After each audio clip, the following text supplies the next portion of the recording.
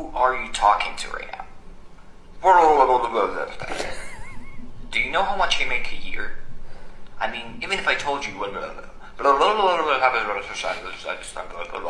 a business big enough. You've just experienced what people with ADHD experience all the time. Oh my gosh, this bothers me, dude. So statistics show that people with ADHD have an underperforming working memory, which literally makes us more likely to forget what we literally just did, even while we're speaking. Basically, your attention span is shorter than a TikTok video. This stat's interesting. It says zoning out can occur as our minds attempt to process the influx of information, causing a temporary disconnect from the present. It basically just says you zone out a lot if you have ADHD, and it's a stat that's just proving it, so you don't have to wonder anymore. A great way to explain how this feels is like having a computer with so many tabs open that you need to open new windows that have so many tabs open that you need new windows, and it's just struggling to buffer. That's what it feels like. Now, your brain's idea of multitasking is like focusing on everything it can possibly focus on, except what it's supposed to be focusing on. So here are some strategies from an ADHD coach to help you. One thing I always tell my clients is you just want to get as intentional as possible before you do something. Because if I come into a conversation with somebody kind of half-assing it and just thinking, oh, I'm just going to be here and hear what they say and look for the interesting thing, and the interesting thing doesn't happen, I'm gonna zone out. I'm probably gonna go somewhere in my mind. I'll be gone. Put a be back in 15 minutes sign on my face. If you or your partner struggle with this, comment below, I'd love to hear it. So if you're the person in a relationship with someone with ADHD and you want them to pay attention to you, use lots of hand movements, that helps. Eye contact, ask a lot of questions instead of just constant talking, put pattern interrupts in there. And one thing I tell my wife that really helps me, instead of kind of trying to explain every little detail about the thing that you want to talk about, say the main thing first. Say, I have a question about something that has really been bothering me.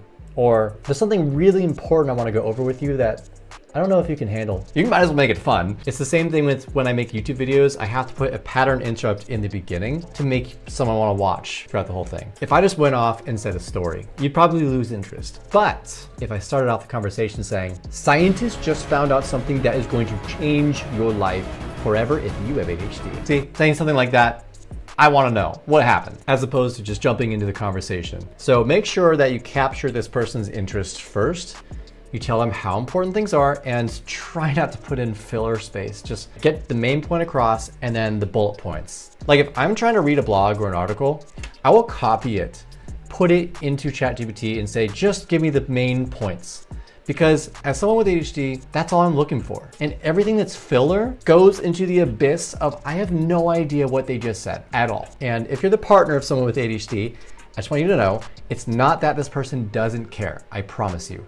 It's that this person cannot control how much attention is going where. It's actually a good strategy that can help for any situation, even if you're in meetings. The way I like to put it is, if something works for people with ADHD, it will work for anybody. In fact, a lot of times people tend to prefer handling the things in the way people with ADHD want things done because it's always simpler, colorful, visual, get straight to the point. In fact, I'll say work on your executive functioning. You wouldn't actually believe this, but the first time I realized that executive functioning massively helps ADHD relationships is where I helped one of my clients end procrastination at work completely. And he said, my relationship with my son and my wife is better than ever. And I remember asking him, how did that happen? He said that it was basically because he was more intentional than he'd ever been in his daily life.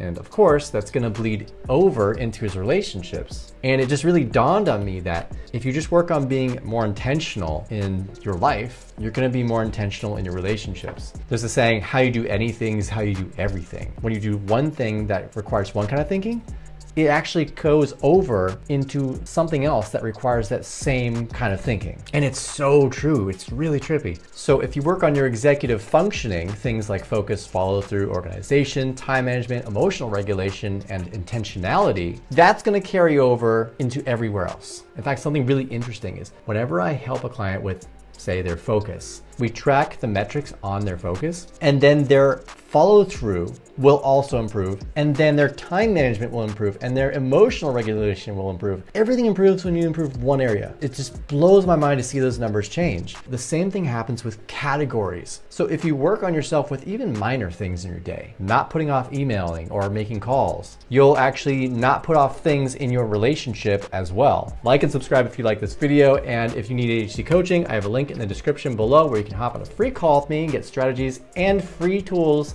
today. And if you like this video, you're going to love this video right here. Later, neighbors.